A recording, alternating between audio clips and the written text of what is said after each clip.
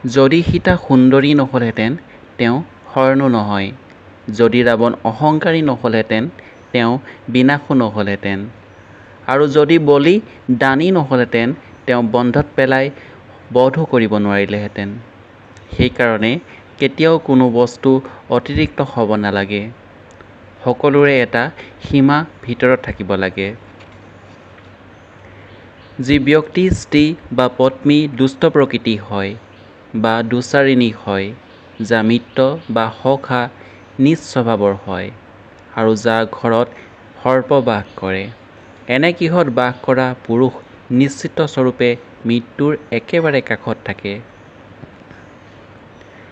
মানুহৰ জীৱনত ধনৰ মহত্ব নিশ্চয়কৈ বেছি, কাৰণ ই মান, সন্মান, স্বাভিমান সকলো বঢ়ায়। কিন্তু নিজৰ ঘৰৰ স্ত্ৰী মহত্ব ধনতকৈও বেছি। স্ত্ৰী হ'ল পুৰুষৰ সন্মান প্ৰতিষ্ঠিত প্ৰতীক। গতিকে স্ত্ৰীৰ সন্মানৰ কাৰণে ধন খৰচ কৰিবলৈ অকণো সংকোচ কৰিব নালাগে। এনে ব্যক্তিক কেতিয়াও বন্ধু হিচাপে মানি ল'ব নালাগে, যি প্ৰত্যক্ষৰূপে আপোনাৰ কথা ভালদৰে কয়, মুখত মিঠা মিঠা কথা কয় আৰু অপ্ৰত্যক্ষস্বৰূপে আপোনাক নিন্দা কৰে। ওপৰৰ পৰা মিঠা আৰু ভিতৰৰ পৰা দুষ্ট ব্যক্তিক মিত্ৰ বুলি নাভাবি মিত্ৰ ৰূপত লুকাই থকা ভয়ংকৰ শত্ৰু বুলি ভাবিব লাগে। দুষ্ট ব্যক্তি সাপতকৈও অধিক ভয়ানক।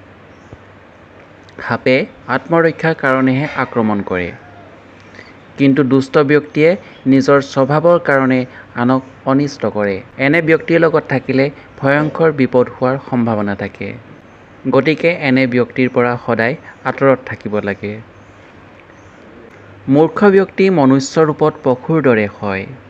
কাঁড়েট যেনেদৰে সৰু হোৱা বাবে দেখা পোৱা নাযায়, কিন্তু বিষ সহ্য কৰিব নোৱাৰি, সেই প্ৰকাৰে মূৰ্খ ব্যক্তি শব্দ বা বাক্যই যদিও সৰু হয় হৃদয়ত কাঁড়েটৰ দৰে বিন্ধে।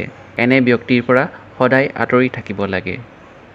বন্ধু বান্ধৱীসকল, যদি এনেধৰণৰ জ্ঞানমূলক কথা আগলৈও শুনিব বিচাৰে তেনেহ'লে চেনেলটো ছাবস্ক্ৰাইব কৰিবলৈ নাপাহৰিব। ধন্যবাদ।